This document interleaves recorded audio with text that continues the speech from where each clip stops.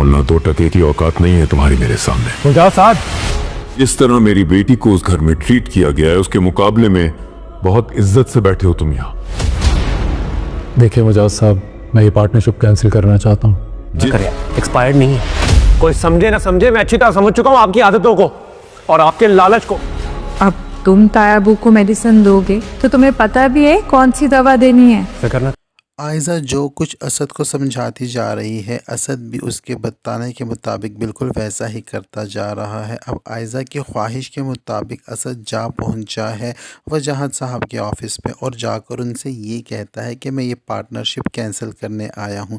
तो अब वजाहत साहब भी अपना गुस्सा असद पर निकालने वाले हैं। वजाहत साहब असद से ये कहेंगे कि तुम्हारे घर में मेरी बेटी के साथ जिस तरह का बिहेव किया गया है उसके हिसाब से अगर देखा जाए तो तुम्हें यहाँ काफ़ी इज़्ज़त से बिठाया गया है, वरना तुम्हारी हैसियत मेरे सामने 2 टके की भी नहीं है। तो ये बात सुनकर असद बहुत ज़्यादा गुस्से में हो जाता है और वजाहत साहब से पार्टनरशिप ख़त्म करने का कहकर वहाँ से निकल आता है। लेकिन असद से अपनी बेइज्जती बर्दाश्त नहीं हो रही। वो सारे रास्ते यही सोचता है कि आखिर मेरी इतनी बेइज्जती किस वजह से हुई है और उसको वो सब कुछ भी याद आ रहा है, उसने जो कुछ ईशल और हाशिर के साथ किया और किस तरह उसने हाथ से पकड़कर ईशल को घर से निकाला। लेकिन उधर दूसरी जानिब अगर घर की बात की जाए तो घर में अब रोहान ने अपने अब्बू की दवाइयों की ज़िम्मेदारी उठा ली है और क्योंकि उसको अब आयज़ा पे बिल्कुल भी भरोसा नहीं रहा, उसको लगता है कि आयज़ा अपने मफाद के लिए सब कुछ कर रही है और वो इतना बड़ा कदम पहले भी उठा चुकी है कि उसने अबू जान को जो है एक्सपायर दवाइयाँ दे दी थी, तो उसकी वजह से अबू जान को माइनर सा अटैक हुआ। कल आकर अगर फिर से उसने कोई ऐसा अपने मकसद में कामयाबी पाने के लिए अबू को इस्तेमाल किया तो कहीं अबू को कहीं ज़्यादा नुकसान ना पहुंचे। तो यहाँ पर आयज़ा जो है अब रोहान को तंज का निशाना बनाकर कहती है कि तुम्हें पता भी है कि अबू को कौन सी दवाइयाँ किस टाइम पे देनी है। तो रोहान भी यहाँ कोई कसर नहीं छोड़ता, वो भी जवाब में भाभी से ये कह देता है कि दवाइयाँ का तो मुझे पता चल जाएगा, लेकिन आप फिक्र ना करें, मैं अबू को एक्सपायर दवाइयाँ नहीं दूँगा।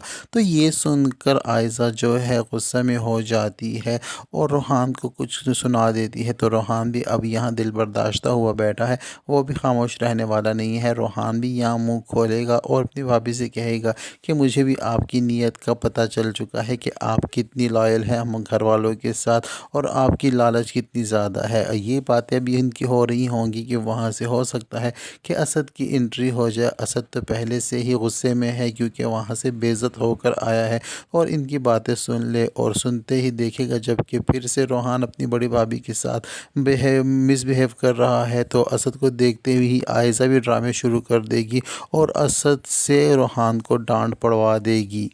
तो ये सारा तमाशा जो है इनके अबू भी देख रहे होंगे और अनाया भी वहाँ मौजूद होगी और अब अनाया से ये बिल्कुल बर्दाश्त नहीं होगा कि आयज़ा और हाशिर के आयज़ा जो है हाशिर और ईशल के बाद अब रोहान और अनाया को भी इस घर से निकालने की कोशिश कर रही है और अपने भाई की अपने शोहर की नज़रों में उनको गिराने की कोशिश कर रही है और रोहान को भी उसकी भाई की नज़रों में जो है गिराने की कोशिश कर रही है। तो अब यहाँ अनाया खामोश बैठने वाली नहीं है।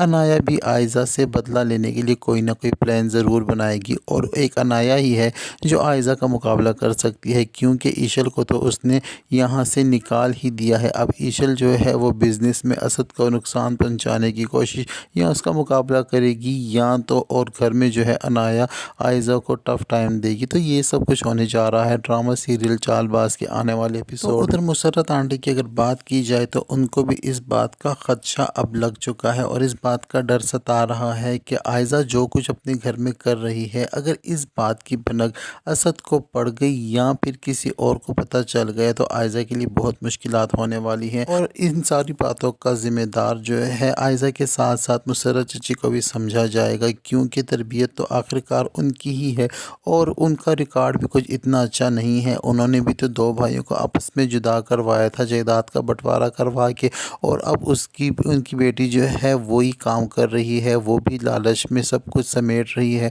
और रिश्तों को बिखरने दे रही है, रिश्तों को संभाल नहीं पा रही। लेकिन असद ने ऐसा कभी भी नहीं चाहा था कि उनके रिश्ते इस तरह बिखर जाएं। असद तो अपने भाइयों के साथ बहुत प्यार करता है और दिल में उनकी सबके लिए बहुत जगह और एहतराम और इज़्ज़त है। लेकिन आयज़ा ये सब कुछ बर्दाश्त नहीं कर पा रही। आयज़ा यही चाहती है कि सब कुछ आयज़ा का हो और उसी का राज हो। तो अब देखना यह है कि आयज़ा की हकीकत असद के सामने कब और किस तरह आती है और कौन लेकर आता है।